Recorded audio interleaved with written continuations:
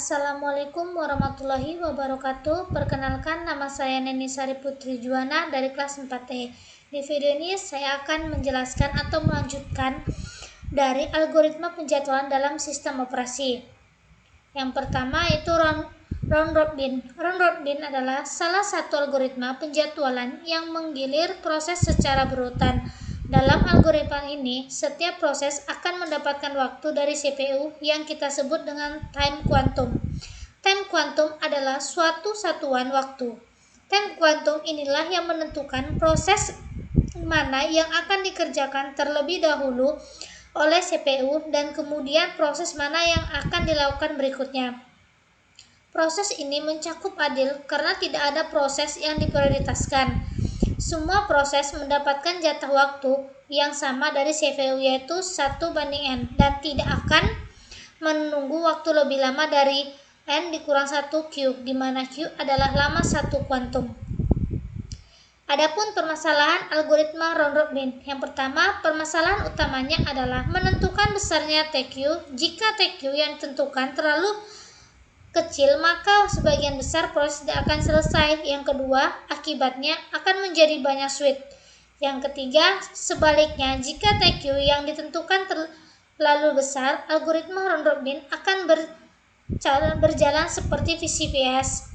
TQ ideal adalah jika 80% dari total proses memiliki CPU burst time yang lebih kecil dari TQ.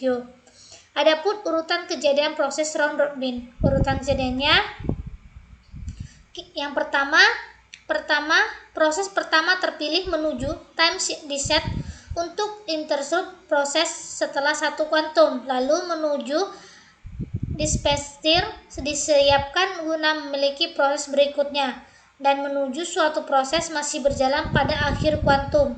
Di akhir kuantum ini dia menuju proses dipindahkan ke antrian posisi paling belakang. Lalu dia menuju penjadwalan CPU, mengalokasikan CPU ke proses selanjutnya pada antrian ready. Setelah itu ada juga dispatcher disiapkan guna memilih proses berikutnya. Dia menuju suatu proses sudah selesai sebelum suatu kuantum berakhir. Lalu menuju CPU dibebaskan.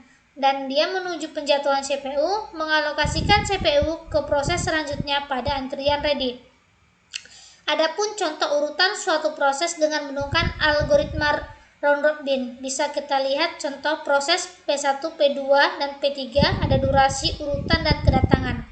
Yang pertama, permasalahan utama pada round robin adalah menentukan besarnya time waktu. Yang kedua, jika time waktu yang ditentukan terlalu kecil, maka sebagian besar proses tidak akan selesai dalam satu time kuantum. Hal ini tidak baik karena akan terjadi banyak switch. Padahal CPU memerlukan waktu untuk beralih dari suatu proses ke proses lainnya yang disebut dengan context switch time.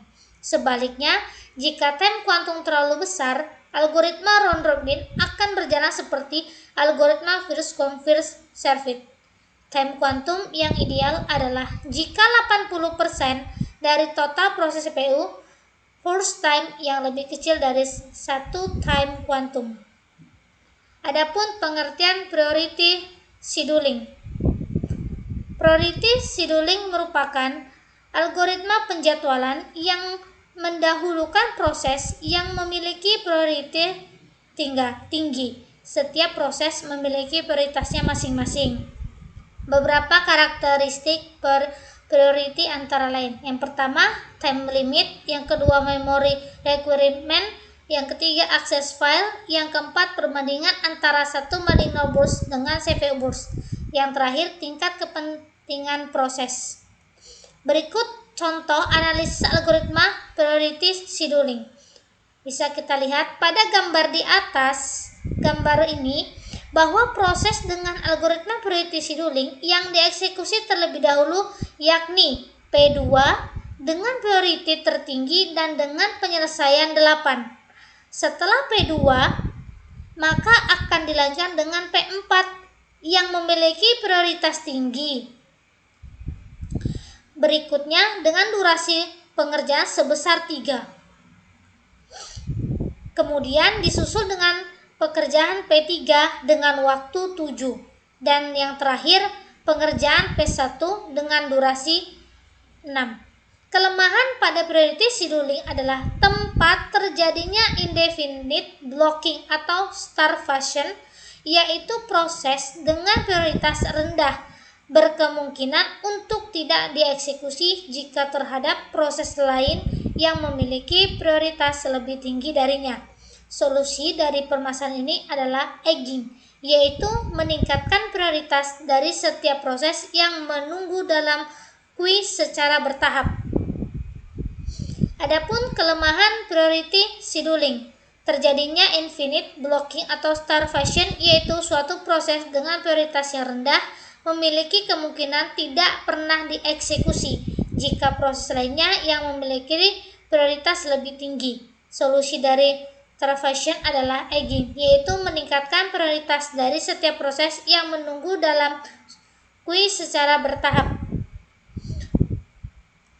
Priority scheduling juga dapat dijalankan secara preemptif maupun non-preemptif, yaitu pada preemptif jika ada suatu proses yang baru datang memiliki prioritas yang lebih tinggi daripada proses yang sedang dijalankan, maka proses yang sedang berjalan tersebut dihentikan, lalu CPU dialihkan untuk proses yang baru datang tersebut. Yang kedua, pada non-preemptif, proses yang baru datang tidak dapat mengganggu proses yang sedang berjalan tetapi hanya diletakkan dalam queue. Sekian penjelasan dari saya. Terima kasih. Saya akhiri. Assalamualaikum warahmatullahi wabarakatuh.